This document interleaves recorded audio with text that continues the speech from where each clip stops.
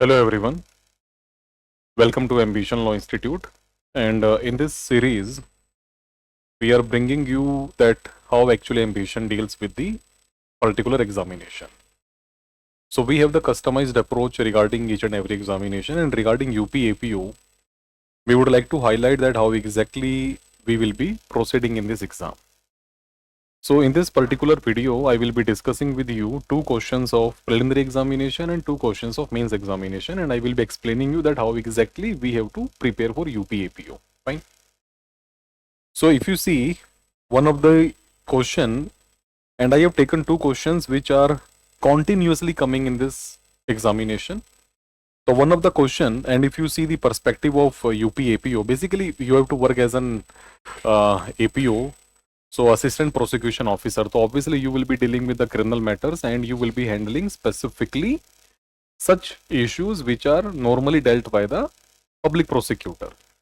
So one of the questions generally they encounter in their life is about absconders. So one of the question which has been repeatedly coming in the examination in the last few years continuously, it is proclamation about the person who is absconding. So if you remember this pattern, so you understand the way how you should approach for the examination. So this question, if you see, it is talking about under which section. So in UP APO specifically, the emphasis is upon the section numbers. So it is talking about which section of BNSS. Earlier it was CRPC, obviously, though we have converted each and every question for old as well as for the new law so that you have the better clarity. So in which section of BNSS proclamation can be issued for a person absconding, person. So basically if you see, there is a section number 84 in BNSS which talks about this proclamation. So if you refer the Bare Act, so it is about proclamation for person absconding. So it is now section 84, but earlier if you refer the CRPC, it was section 82 of CRPC. So we will be explaining you both sections simultaneously, old and new as well. And under section 84 of BNSS as of now, what is the main crucial point over here, guys? If you see, under section 84, mainly when we go with this section 84, it is not only about the proclaimed offender. Generally, people have this misunderstanding that it is about proclaimed offender. But it is not about only the proclaimed offender. It is basically having two elements in section 84. So if you read section 84, subsection 1, it specifically talks about person. So any person. So basically we call this proclaimed person. So that person can be any, you can say, like witness as well. It may be accused as well. So it can be any person. So it is not necessary that it is always accused. So if a person against whom the proclamation has been issued, like for example, if a witness does not appear before the court after issuing of the summons or after issuing of the warrant as well, then obviously what will be the process? What will be the option left with the court? Obviously it will be proclamation. So even this proclamation can be issued against a witness as well. So generally we call this proclaimed person. But generally the people, the word which they generally use in their life is proclaimed offender. So offender is not given under section 84 subsection 1 specifically. It is obviously about the offender as well, that it means accused as well, but there is more specific provision given under section 84 subsection 4 that talks about a person accused of an offense which is made punishable with imprisonment of 10 years or more, or imprisonment for life, or with death sentence under the BNS or under any other law for the time being in force. Such person fails to appear at the specified place and time, then the person can be declared as proclaimed offender. So that is specifically for certain offenses in which the punishment is, if the imprisonment is, if you see, it is if more than 10 years or more, or if it is life imprisonment, or if it is death sentence. So under this specific situation, it will be a category of the proclaimed offender. But in any other case, it will be proclaimed person only. And what will be the other consequences in proclaimed person and proclaimed offender? That is a question of discussion, which we will obviously have a discussion in the class. So as of now, you should have the clarity that which section number, and under section 84, there are two categories of the offenders, you can say, one of a specific category, and under this BNSS certain changes have been made. And under section 84 subsection 1, it was only for proclaimed person. So the offenders, the accused who have committed the offense in which the punishment is less than 10 years, obviously that will fall under the ambit of proclaimed person. So you have to specifically emphasize upon the difference of these two subsections as well. So section 84 is one of the relevant section in UPAPO. So you should remember section number, you should have the complete comprehensive understanding of section 84 as well. Because as an APO, Assistant Prosecution Officer, you should have this understanding with you. And unfortunate part is many person, they simply call 84 as PO, proclaimed offender. But remember, it has two categories, proclaimed person and proclaimed offender, and both have separate consequences in CRPC or BNSS as well as in IPC or BNS as well. So we have different sections as well, whereby proclaimed person and proclaimed offender, they have the separate treatment.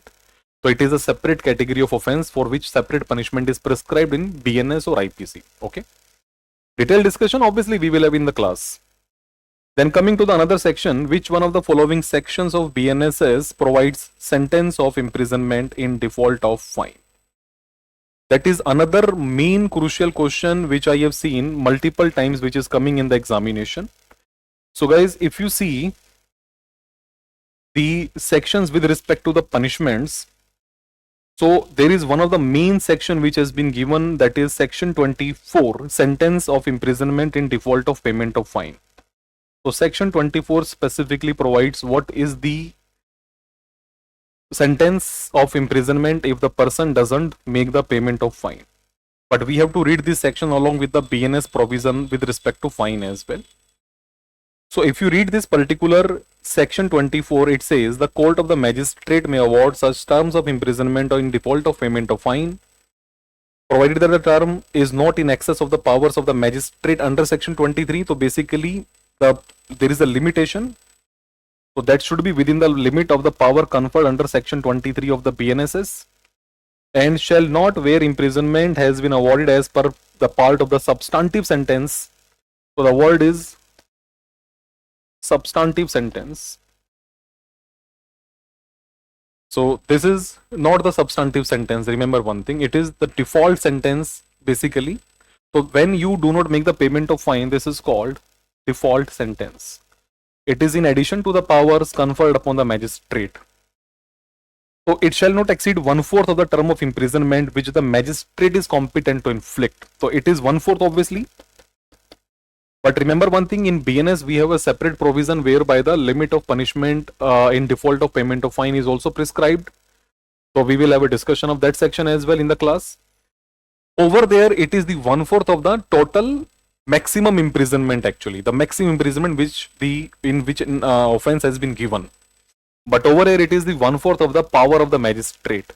So there is a difference between these two provisions as well. So in BNSS it is with respect to the power of the magistrate which he can inflict, but in BNS it is the maximum imprisonment prescribed in a particular offense. So that is the difference of these two sections as well. So in these two sections we have understood one thing, that it is not only the BNSS, it has some relation with BNS as well. So there should be a comprehensive, this reading. So you cannot only go for section separately of BNSS and you can ignore sections of BNS. No, never do that. That is the biggest mistake which the aspirant generally make, because they generally follow the parameters like we have to read only BNSS, that's all. But BNSS has multiple sections which have relationship with the sections in BNS. So whenever you read criminal law, so just keep BNS and BNSS both handy with you. Okay, then only you will have the better understanding. After that, so in this particular case, I believe all of you must have got this clarity. Okay, now moving towards mains examination. So one of the question which we have seen in 2022 was, what do you mean by the charge? explain the contents of the charge, and powers of the court to alter the charge. So in this regard, I suggest all of you to please open your Bayer Act and you simply come to this section 234. So section 234 of this BNSS talks about contents of the charge. So these are the model answers which you will be getting at Ambition, so that you should have the proper understanding. So in the class test and all such things basically will be given to you, whereby you learn number of things in the same class. So pre and mains will go simultaneously in the class. So basically charge, what is the meaning of charge? So charge is basically the formal allegation against a person specifying the offense which a person is accused of committing. Okay, so basically it is the initial step before starting of the trial. Obviously we have to frame the charges, and as the public prosecutor, once again you have this duty that when the charges are being framed, the court should frame the charges as per the available material evidences with the court at that moment of time. So that is another crucial step of the public prosecutor. So that is the reason these questions are repeatedly coming in the examination. So if you go through section 234, you will get to know ki what are the specific contents of charge are being prescribed over here. So the offense for which the person has been charged, the precise legal name of the offense if it has been given in a specific law, the definition of that offense and the relevant sections of that law, the facts and particulars of the alleged case, present the details in the language of the court. That is another essential element. Include the particulars as to time, place, person regarding that offense which we are alleging that this person has commit. As per section 235, this is in addition to that. Actually, if you read section 235, it specifically talks about particulars as to time, place and person. So this comprehensive understanding only will make you a worthy aspirant of any examination. Mention the previous convictions if there are any, if they are relevant, because in certain offenses it has been prescribed that if a previously person was convicted of that same offense, then in that situation when magistrate or the court hears about the sentence, this is another important crucial point. So once the matter is being decided by the court, so accused is being given the opportunity that why he should not be inflicted with the maximum punishment. At that level, at that particular stage, generally accused is being given another opportunity to defend himself, that why he should not be subject to the maximum prescribed imprisonment. So in previous conviction matters, generally it is normally enhanced. So these are the certain parameters which we have to focus upon. Then it is about the powers of the court to alter the charge. So section 239 of the BNSS, it empowers the court regarding the alteration or the addition of the charge. And regarding this, it is specifically given that it is about alteration or addition. It does not talk about the deletion of the charge. So alteration is there, addition is there, so that can be done at any stage before the judgment is pronounced. And certain parameters are prescribed over here as well, which you can just go through. Okay, as per section 239. So this lecture is only to give you the idea that how exactly you will be studying at Ambition. So these are the points. When you go through them, then you will figure it out ki this is the way you should write down the answer. Then you have to conclude as well. So this is the way we teach the answer writing skill as well. That how you should write down your answer, what should be the mechanism, because in the mains examination, if you do not have this skill of answer writing, sorry to say, you won't be able to make in the final list. So if you really want to be in the final selection, the list, and you really want to become a public prosecutor, then obviously you should have learned the technique of attempting the pre-examination as well as the mains examination, and the technique of both is little bit different. Okay. Then coming to this another question, I just given you this another question as well. So this is about critically examine the provisions with respect to the medical examination of rape accused and the victim as well. So for that purpose, you can come to section number 184, which is about the medical examination of the victim of rape. Okay. So under section 84, what are the parameters given over here that like for example, key features. So basically when this section is applicable, so when during the investigation of rape or attempted rape, basically then medical examination is necessary. Who examines? So registered medical practitioner. in a particular hospital, then consent requirement, it must be obtained. So all these parameters are given. So we will just segregate all these points one by one. So you have to just attempt your answer in such a way. Okay. Similarly, if you read this particular section, just have a reading of this section number 184. It is another main important section actually. Okay, and even there is a timeline prescribed of 24 hours, that within 24 hours the report should be sent, they consent, and then the women shall be sent to the such registered medical practitioner within 24 hours के अंदर अंदर you have to send, and then there should be a report prepared for that purpose as well. So there are certain contents basically which are given over there, and then within 7 days the report should be forwarded to the investigating officer. Now there is a time limit prescribed over here. Okay, so earlier it was not there, but now there is a specific time limit which was not earlier given in the CRPC. So these are the certain points with respect to the medical examination of the rape victim, and it is about the medical examination of the accused of rape as well. So if you refer section 52 of BNSS, so now please come to section 52 of BNSS, examination of person accused of the rape by the medical practitioner. So what are the basically parameters given over here? Just have a reading of it. So when this section will be applicable, who will examine? There is a time limit of 16 kilometers. Then who will examine? The generally registered medical practitioner employed in the government or the local authority hospital, if available within 16 kilometer. Otherwise, any other registered medical practitioner at the request of the police officer. So whether the use of force can be done? Yes. The contents of report. Okay, so all these points are necessary, and then the report shall be forwarded to the magistrate under section, this you have to read along with section 193 of the BNSS as well, because it forms a part of this final police report as well. So if you, then there is a comparison, because it is about the critical analysis. So now we have the way that we can really have the critical analysis comparison with CRPC. So under 164A of CRPC, so there was basically, it was about the medical examination of the rape victims, but now there is a time frame prescribed over here. Earlier it was without delay, but now it is 7 days time frame. Okay, so earlier in CRPC section 53 and 53A, so they were there, but now we have section 52. They are similar basically with certain kind of like modifications. So distance threshold.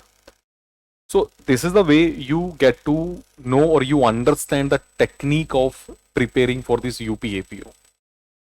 So basically the purpose of this particular session is to make all of you understand one thing which a serious aspirant should focus upon. See, on the YouTube we can figure out number of material is available free of cost, number of lectures are there, but still, is it really fulfilling the purpose? Because lot of persons in this digital age, they are doing such kind of things. It is appreciable, but the thing is it really serving the purpose? So is it really worth it that you just go through them and just attend those lectures, and then finally you think that you are really competent enough? I don't think so. So you should have a proper strategy, proper study plan, proper, this class test, regular mock test, and there should be continuous supervision of your activities. And that comes with the team basically. So team of experts will lead you to that particular destination of yours. So then only you say that yes, you are literally serious about your preparation. So to become a worthy aspirant, we should decide, and this is the time to decide. Otherwise,